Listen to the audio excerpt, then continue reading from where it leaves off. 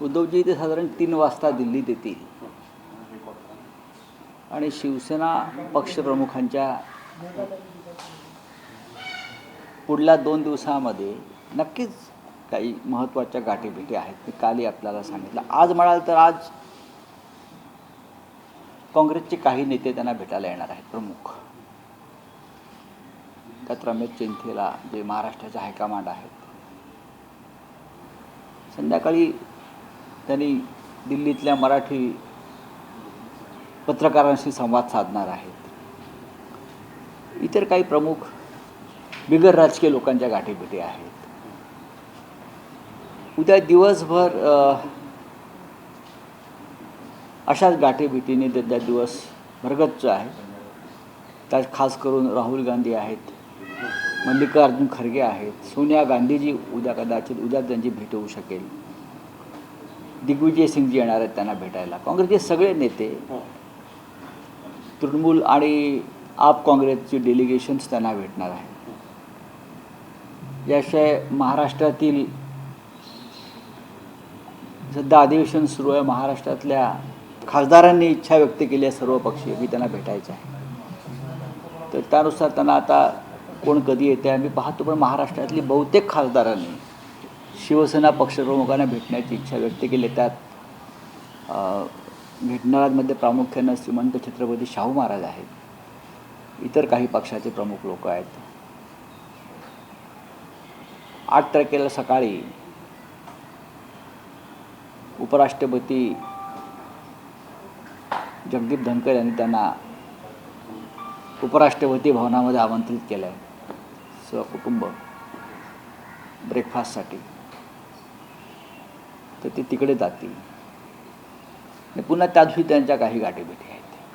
पंतप्रधानांची काही भेट होण्याची शक्यता? ते काय मुख्यमंत्री नाहीत. मुख्यमंत्र्यांनाच भेट मिळत नाही आहे. प्रधानमंत्र्यांना संसदेमध्ये यायला वेळ नाही आहे. देशामध्ये इतक्या घडामोडी घडत आहेत. प्रधानमंत्री सभागृहात यायला तयार नाहीत. बांगलादेश पेटलेला आहे. त्याच्यावेळी प्रधानमंत्र्यांचा वेळ का खायचा? त्यांनी देशासाठी तो वेळ सत्कारणी लावावा. आता सकाळी 10 वाजता सर्वपक्षीय बैठक सरकारनं बोलवलेली आहे बांगलादेश संदर्भात. शेख हसीना अजूनही हिंडन एअरबेसवर आहेत. काय त्याच्याबद्दल सांगा? असं की त्याच्यावरती सरकारने त्यांची भूमिका स्पष्ट केली पाहिजे. सरकारला विचारल्याशिवाय तर त्यांचा हेलिकॉप्टर त्या एअरबेसवरती उतरू शकलं नाही. शेख मुजीबुर रहमान आणि त्यांच्या कुटुंबियाशी या देशाचे उत्तम संबंध अनेकदा राहिले. इंदिरा गांधींमुळेच पाकिस्तानचे 2 तुकडे झाले. इंदिरा गांधींनी हिंदुस्थानच्या फाळणीचा बदला घेतला आणि पाकिस्तानची फाळणी केली आणि नवीन बांगलादेशची निर्मिती केली. तो बांगलादेश शेख मुजीबुर रहमान यांच्या नेतृत्वाखाली सोपवला. त्यांची हत्या झाली. पण बांगलादेश हा कायम अस्थिरच राहिला. पण शेख हसीना यांच्या बाबतीत इतकंच सांगता येईल, लोकशाहीचा मुखवटा लावून जे कोणी आपल्या देशामध्ये हुकुमशाही आणू इच्छितात, स्वातंत्र्य धोक्यात आणू इच्छितात, ते कोणी असू द्यात, जनता त्यांना माफ करत नाही. जनता रस्त्यावर उतरते. हिंदुस्थानसारखीच परिस्थिती बांगलादेशमध्ये निर्माण झाली होती. तेथे विरोधकांचा आवाज दाबण्यात आला. निवडणुकीत घोटाळे झाले. विरोधकांना तुरुंगात टाकण्यात आलं. विरोधकांच्या हत्या करण्यात आल्या. पार्लमेंटमध्ये त्यांचे अनेक भयंकर कायदे करण्यात आले.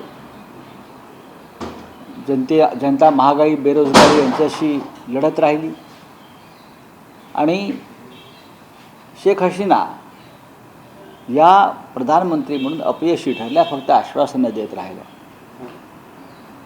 लोकशाहीची जपमाळ उडत त्यांनी हुकुमशाही पद्धतीनं देश चालवला. त्याचा काय परिणाम झाला हे भारतातल्या सध्याच्या राज्यकर्त्यांनी त्याचं चिंतन केलं पाहिजे.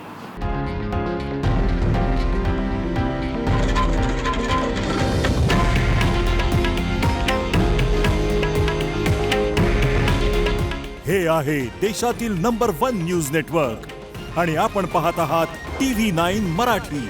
काळजी तुमची, हित महाराष्ट्राचं.